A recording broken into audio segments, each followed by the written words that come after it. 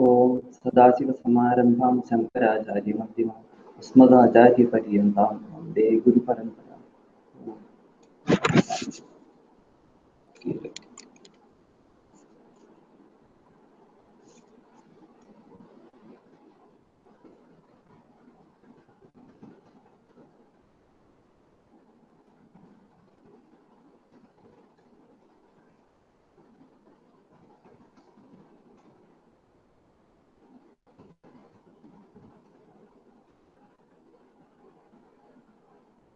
Hemant, can you start from here? How values cause conflict? Yeah, sure. Thank you. How values cause conflict? When I have a value structure which I follow in the same manner in which I expect others to follow, my value my values cause me no conflict. However, when I want others to behave in a certain way, but for my own reasons, I'm not able to I'm not able or willing to behave in that way. I have a problem. When I have a value and something interferes with my expression of that value, I'm in conflict with myself. What what interferes with my expression of with my expression of my general values? Individual situational values linked with some highly desired personal end can interfere with my expression of general values. When the general values have not become for me fully assimilated personal values. The universal value for truth provides a good example of a general standard which frequently is only half assimilated. Value, speak truth. I want others to speak truth to me, universal source. Authorities tell me to speak truth, obligatory source. Parents say speak truth, society says speak truth, religion says speak truth. Assimilation. The value of others' truthfulness is immediately clear. I can see that false information given to me can be inconvenient to harmful to me. My value for truthfulness of others to me is personal and assimilated.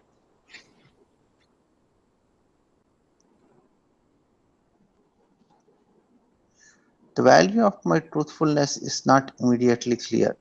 I do not see what I get out of being truthful. My value for my being truthful is obligatory. My truthfulness obliges my parents. My truthfulness obliges my society. My truthfulness obliges my religious code. Result: I have split value, one of personal and one of obligatory. The value for money illustrates the development and assimilation of a powerful personal situational value. Please Value. continue. Okay. You want me to stop here? No, please continue for one more session since it was Okay. short. Yeah. Value. Cherish money. When I was a child of 3 years old, I once picked up a piece of paper. It was green. It was green, printed, very colorful. I began, as I did with every paper, to play with it. Mommy said, "No, that is money." "Oh, money," I also said, "money." But I did not know what is this money. Money, money, money. I kept repeating. Thereafter, whenever I saw the green paper, I knew it was money, which I should not touch. But I did not know what money is. One day, when I was a little older, mommy took me shopping with her to the store. I saw lots of chocolates and jelly beans. I stretched out my hand. Sorry, give me jelly beans. The fellow behind the counter raised his eyebrows and looked at mommy. I wondered why he would not give me any candy when he had so many. When mommy opened her purse and pulled out a piece of green paper named money, when she gave that money to the storekeeper, he smiled and handed a packet of jelly beans to me. I did not understand I did not understand what had happened, but I was happy with my jelly beans. Next time we went to store, she gave money and the man gave me chocolates. One day when we were shopping, I wanted a balloon. Out came the money and the balloon was mine. Oh, There, if you give money, you get jelly beans, chocolates, and even balloons. This is a great discovery for a small child. I had learnt that money buys things, all manner of things. Not many people understand the monetary system, but every day everybody knows that money buys. Later, as I grew up, I came to learn how many things money buys: house, cars, even gurus and gods. Not, nothing buys like money. When I came to know how well money buys, how many things money buys, I came to have a well understood, well assimilated personal value for money.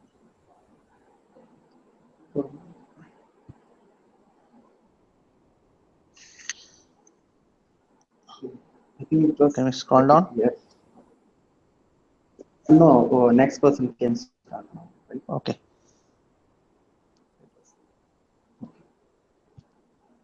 Raji. Yeah, Hari Om.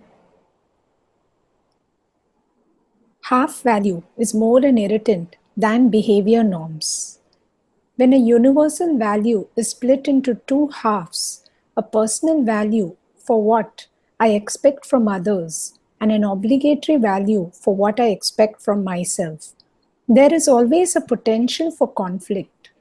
A personal value is spontaneously observed for its own sake. An obligatory value is subject to compromise when it obstructs a highly desired individual end. When a general ethical half value loses the battle to an expedient assimilated value, the half value does not fold up and go away. It stays there as an irritant. What I call my ethical values, in fact, are often so many irritants in my heart. This is true even for the habitual offender who seems to be totally insensitive to the ethical behavior standards. No matter what choices are made or how many times they are made, the voice of the half value, reflecting as it does an inherent universal content, is never entirely silenced. For example, most of us have a well assimilated personal value for money, whereas when it comes to speaking the truth, our value often is general and half assimilated. When this is the case, what happens if there's a conflict between the money value and the truth value? What if a situation arises whereby telling a lie I can make an extra 500 rupees? Suppose someone has offered to pay me the same amount of money for an item that I'd originally paid for.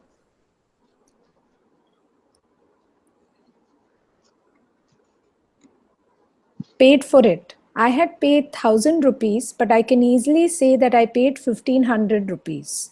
For the small lie, I will gain an extra 500 rupees. I know what those extra 500 rupees can do for me, what comforts I can buy with it. On the other hand, it is not very clear to me of what benefit speaking truth in this situation will be to me. Should I tell the truth or should I lie? Which value will win?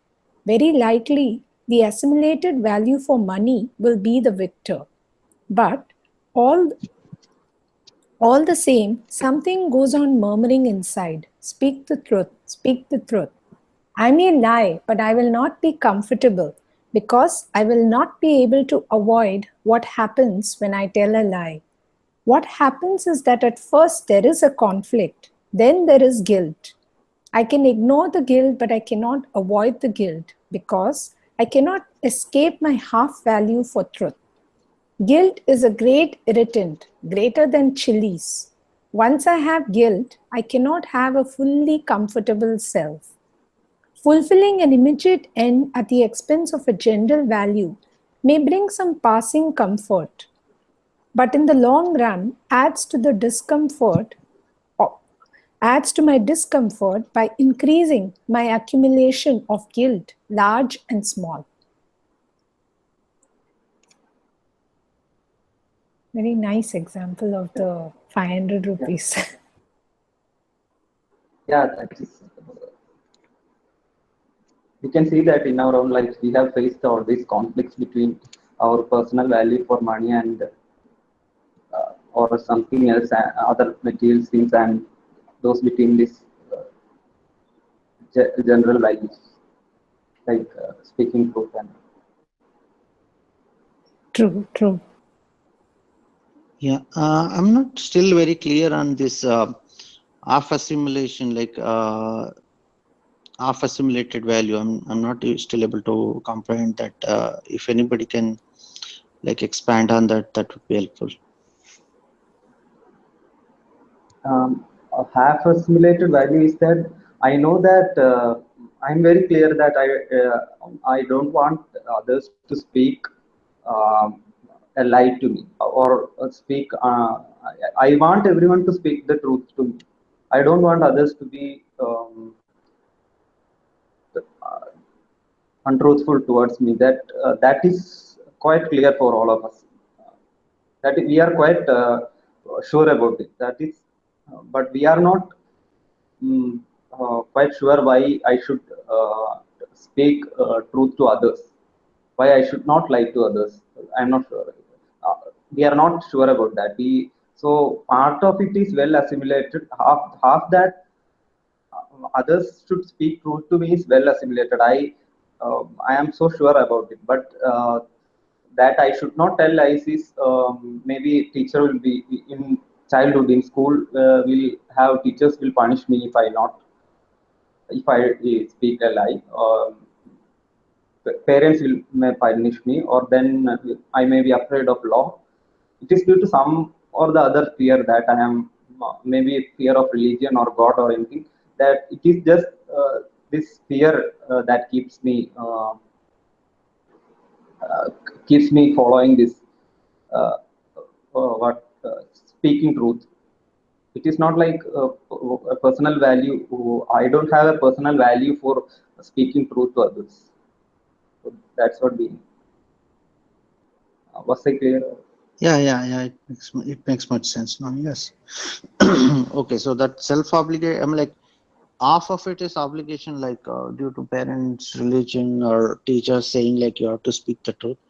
I Yeah, know they're yeah, asking us to speak the truth, but I myself is like not sure that I should be speaking truth to others. But yeah. I don't have a yeah, personal value for it. yeah. Okay. Like I don't have a personal value for I should speak truth to others. So that value is not there. I am just okay following because the society out of fear for society or something, uh, or maybe fear of my own guilt.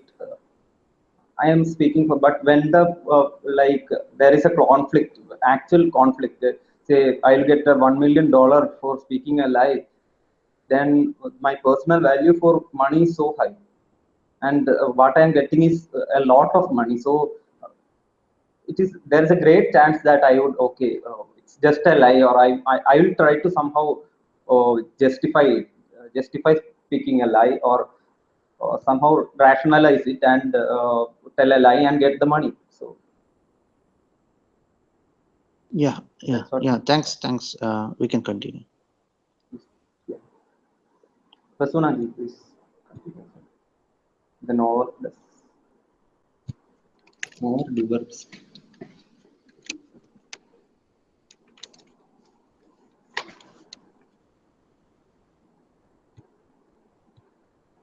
Prasunna ji.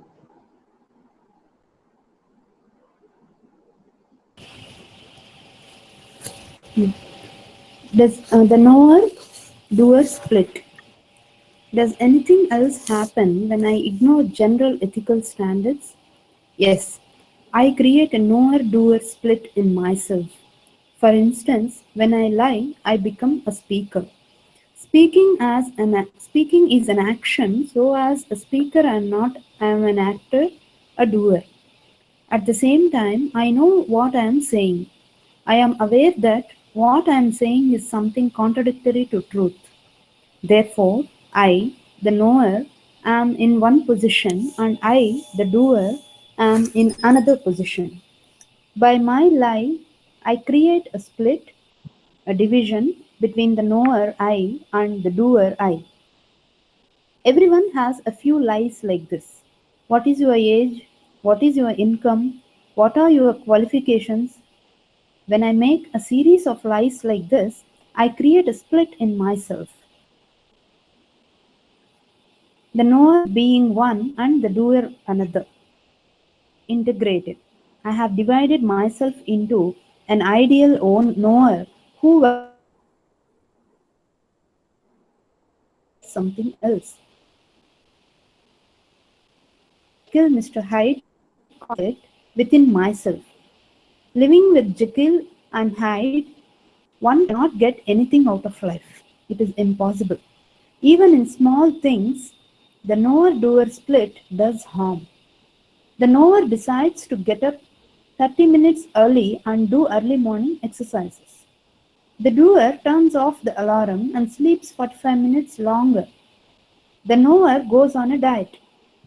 The doer has a second helping. The knower begins condemning me. I tell myself that I am useless, that I cannot do what I want to do, that I am not the person I want to be.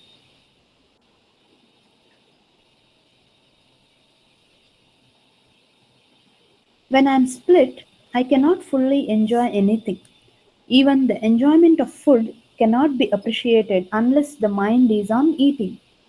The relationship between thinker and doer perhaps is more recognized in the Indian cultural traditions than it is in the West. In India, the mother instructs the child, eat, don't talk. When you are eating, eat, talk later. In the West, where talking is mixed with eating, only the first spoonful of food is appreciated. The rest of eating becomes mechanical. One eats and talks, and then when it is found that no more food can be eaten, one infers that the meal has been good and that a sufficient amount has been eaten. The thinker was not present when the eating was going on, being too busy thinking what was to be said next. This kind of eating is mechanical and often uncontrolled, whereas eating when the thinker is there can become a beautiful ritual. The quality of my life always suffers whenever I become a split. To appreciate the beauty of life, to really be available to enjoy its comforts, I need to be together. Together is a good Western expression which shows an initiative appreciation of the problem of split. When my universal values are only half values, they will always have the potential of destroying my togetherness, producing a split in me when they yield to some immediate situational value. Shall I continue? Yeah, please continue. What is the source of a situational value's value? How does an individual situational value have the power to conquer the obligatory half of an universal value, producing guilds and splits in me? We have seen that the source of ethical values is the natural desire that people treat me in a certain way, which then is extended to oblige me to treat others in the same way. What is the source of a situational value? Take one's value for money. What gives money such a value for me that I may be willing to tell a lie to obtain it?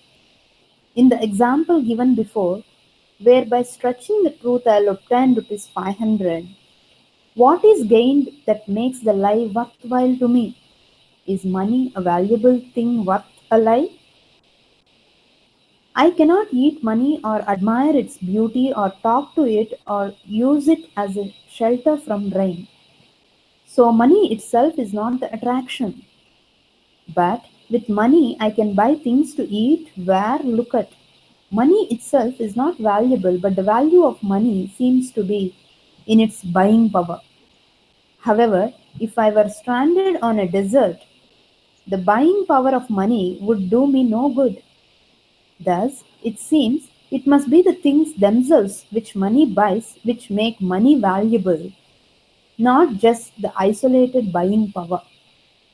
Why are the things valuable? The things are valuable for me, for my pleasure, security, comfort. I value things for my comfort. What defines my comfort? Is it the me with comforts that is valuable, or the me who feels comfortable? Is there a difference between the two? There is a difference. Sometimes my stomach may be comfortably full. I am out of the rain, nothing is pinching. The heater is working and my chair is soft. Still, I may not be comfortable with myself.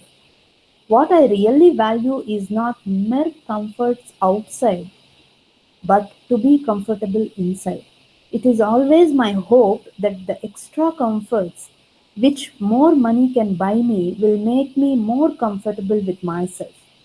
I buy comforts only for my sake, not for the sake of the comforts. I do not buy another chair because the chairs in the room are lonely. I buy a chair because in one way or another I buy a chair because in one way or another I think that to have a chair is going to make me feel more comfortable. Either my body or my pride of possession or both. All comforts are for my sake alone. I choose comforts for me so that myself will feel good.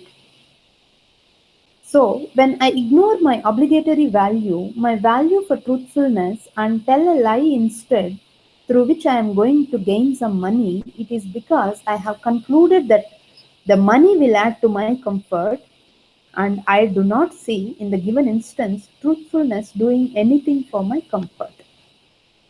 The same is true for my other situational choices. Anything I choose, anything I value is because I think there is some connection between that thing and myself feeling good. The source of the value of a situational value is that I expect to feel good through exercising choice based on it. When I clearly see that a particular choice will make me suffer, I do not make that choice. When seeking comfort, I see that between two choices, one of them is going to bring discomfort. Choice drops out. My action becomes choiceless. It becomes choiceless, like the answer to the question: do you want happiness or unhappiness? Thus, when I become thoroughly convinced that acting contrary to a general value will result in suffering for me, my compliance with that value becomes choiceless. If speaking truth is a value for me, and I am completely convinced that non truth brings suffering, there is no choice but to speak the truth.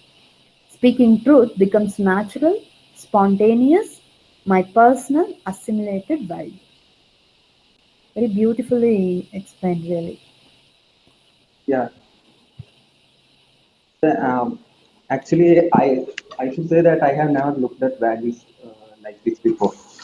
From this perspective, it is totally different from the way we look at values. We look at dharma or values as something which is obligatory, something that is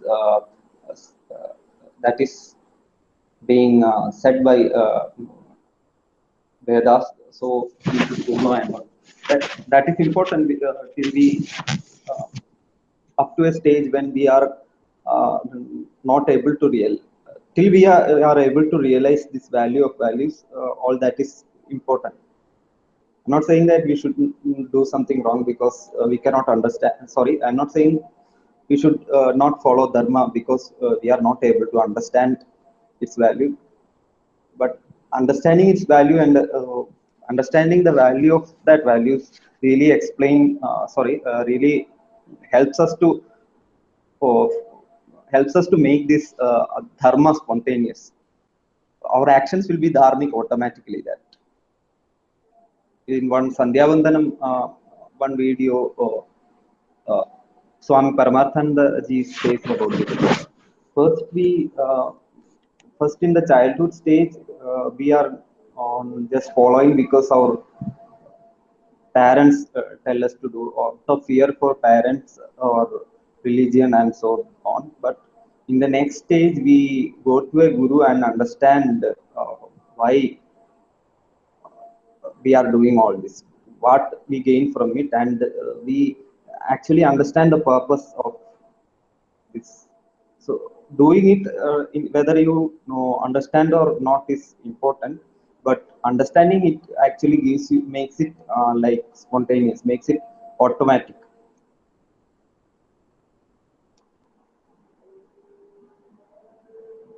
Is there anything, any point or anything we can, else we can put next? Okay,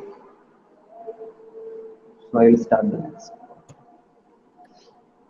Seeing the value of a value. A value, any value, universal or situation, is a value for me only when I see the value of the value as valuable to me. Me, the comfortable me, is the source of my values. I fail to follow as universal value only when I do not clearly see its value to me. I make expedient situational choices only when I think such choices will make me feel good. Returning to the 500 rupees gained by a small lie. What is the actual worth of that lie to me? That small lie joining its fellows in my mind would cost me my comfortable self, my life, my comfortable self. The extra comforts that I buy with 500 acquired through the lie would not be able to deliver their comfort of the guilt, because of guilt and split. Guilt comes because I have a half value for the truth. When I ignore it, when I ignore it is sufficient to create a problem for me. Split comes because I know I am obliged to tell the truth and I am doing something else. Once I have a guilt, once I am split, I cannot have a comfortable self. For my comforts to be enjoyed, I must be there to enjoy them. When I am split with guilt, I am rarely anywhere but with my anxieties, regrets, and guilts.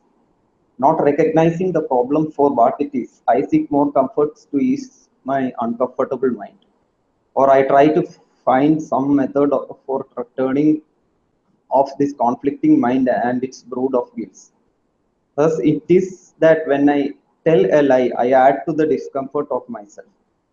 This is true for any choice I make which conflicts with the universal ethical standard. The sought for comfort, prompting the conflicting choice, cannot be enjoyed due to guilt and split arising from the conflict. When I clearly see this fact, I will see the value to me of applying universal ethical standards to myself. My half value for universal values will become full value. I'll continue this one. Life expression comes from value structure. The expression of my life is just the expression of my well assimilated value structure. What I do is but an expression of what is valuable to me. Other people's value I follow from time to time when it is convenient. But if these values of others have not been assimilated by me, they are simply obligatory values and do not reflect my value structure. They are more a source of conflict than a norm for behavior and are always susceptible to compromise. Only assimilated value are my personal values. Assimilated values reflect what is valuable to me. Personal value requires no choice on my part. When I want certain unassimilated values to become part of my value structure, I must exercise deliberation in following them until I am convinced of their value to me. Then then their observation will become spontaneous for me. For expression of value to become spontaneous for me, I must see its value in my personal life. Paying lip service to obligatory values is no more useful than the chorus of parrots in a tree, who were singing out, "Be careful of the hunter's net." A wise old parrot had seen the hunter coming and had called out the warning. But silly flock did not look at the ground to spot the hunter, to understand the fact of the situation, to establish a personal content for the words they had heard from the old world. Instead, they continued to sit happily on the branches of the tree, repeating the words which were empty of real meaning for them. Be careful of the hunter's net. Even after the net had descended upon them, they wrinkled and squirmed caught in its web, screeching, "Be careful of the hunter's net." When I claim as my standard values, in which I fail to see any personal value for myself, I, I am in a risky position so far as expressing those values as were the parrots in the tree, who mindlessly repeated the warning. Enjoined or obligatory values will become assimilated personal values only when I see their value for me clearly and assimilate these values in terms of knowledge. For the person with assimilated ethical values, life becomes very simple. No conflicts cloud his mind. For him, the teaching of Vedanta is like meeting of gas and fire. Knowledge ignites in a flash.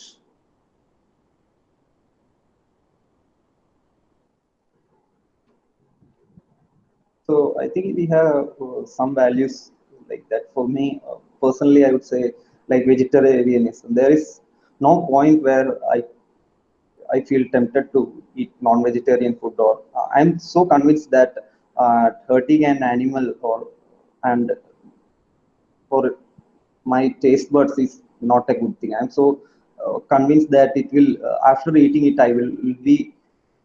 uh, I will be full of mind with guilt and all that. I will certainly feel horrible if I eat it. So I'm sure it will cause me more harm than good. So there is not that. I never. It is that value is spontaneous for me. So I think yeah, Swami. What Swamiji is saying is perfectly correct. So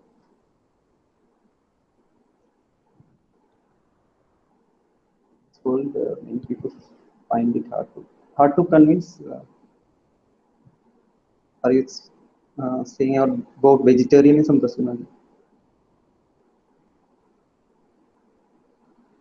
Yeah, Shamuba, I think she's trying to say that Yeah, it's very hard to convince the yeah, it is non-vegetarians. definitely.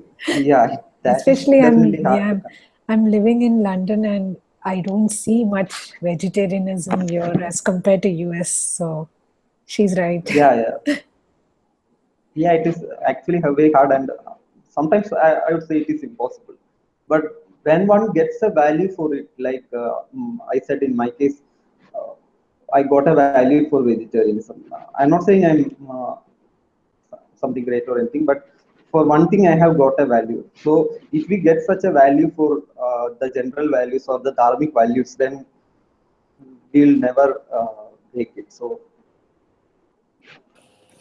I and convincing others is actually to a great extent very limited.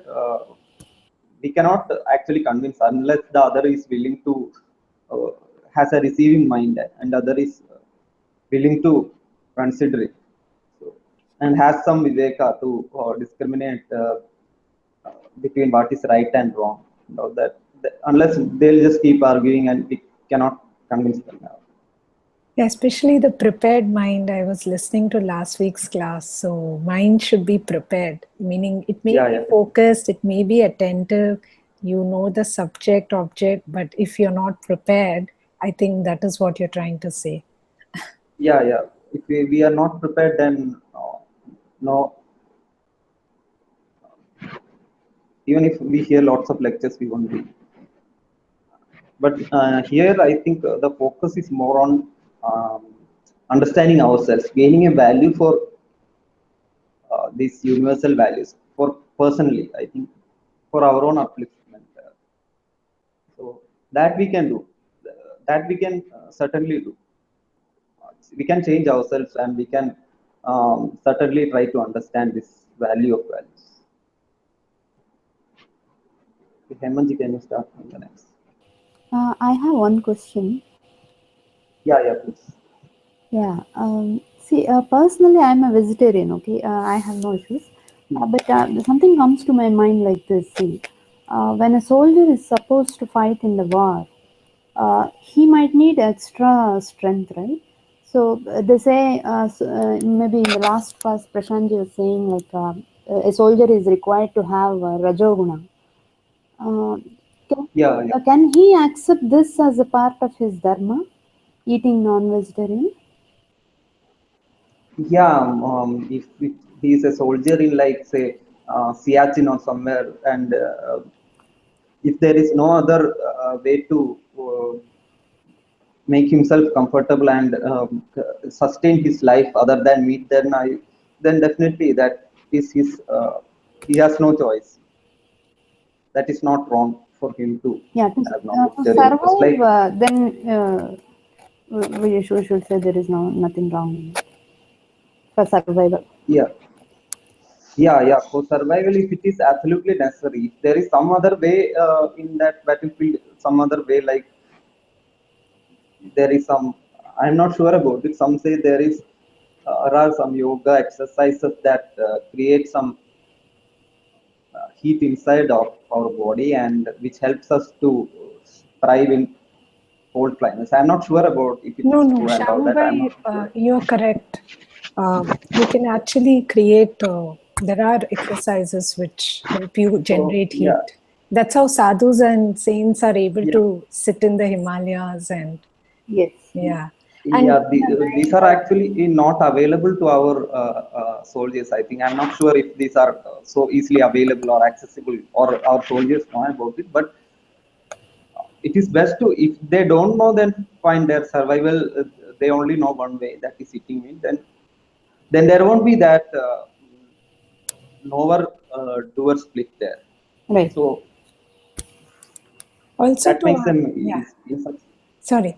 Also, to answer Prasannaji's question, in the line of duty, because the soldier is doing his duty, I think it would make sense to eat in that aspect, because he's doing his dharma of giving his life for the country. I understand it that way. So I don't know if anybody else want to. Yeah, that's exactly. Yeah, I remember reading in the Gita, I think somewhere about duty. I don't know if it was yesterday's class or so. In the line of duty, it's okay, I feel. So that's what I understand. Yeah. Yeah, I Thank think you. in any given situation, I think the point is more than eating vegetarian or non-vegetarian. It's at the point of like in an available situation, it's the most dharmic thing you can do. Like, if the most Yes. dharmic thing for you to do is to eat non-vegetarian at a given situation, then that should be fine because of your survival. I mean, like, because I think I like vaguely remember Rajiv Malhotra ji giving this kind of example. Just because like we are able to like eat vegetarian, and like and the tiger does not eat vegetarian at all. It's like basically dharma for tiger is to have that non-vegetarian food. Actually, you cannot say that Yeah, tiger is wrong. So given a situation and given the like survivability, whatever is the most dharmic way for us to follow, we should follow that. Like, it may be eating yeah, vegetarian or it may be non-vegetarian. So we should be like, what is the most dharmic way possible, we should try to achieve that. Yeah, because I yeah. think still maybe like there may be many soldiers who are like vegetarians, and then maybe there are others who are trying to be non-vegetarian occasionally, because I think when they do the jungle training especially, I think they will be taught how to catch the snake and eat them. I'm like, it's part of their training, because if you are out, say for example, we had this surgical strike some time back Right. in India. So if they are like behind enemy lines and they are caught off and they are hiding somewhere in the forest before escaping, and they run out of their rations, like usually they may carry 1 or 2 days of ration with them. So if they run out of it, they should be like, they have no other choice but to hunt the animals which is available in that forest and eat them. So it is part of their training as well. But again, when it comes to survival, I think it is required for them. But in general, if they are in a bunker, like, without any conflict, like just like their officers, I think they can just be vegetarians. There is like, if they Yeah, keep I their think, physical fitness, they should be okay. yeah, Very that's right. true, Hemant. Yeah, Yeah. Even I read that article in one of the newspapers that they have to eat non-veg. It's part of the training, it seems. yeah, it depends on the situation. Yeah. Yeah, specific units actually, like where they are trained for jungle warfare, like those kind of things. So not you, all units will get that kind of training. Yeah. Yeah. Yeah.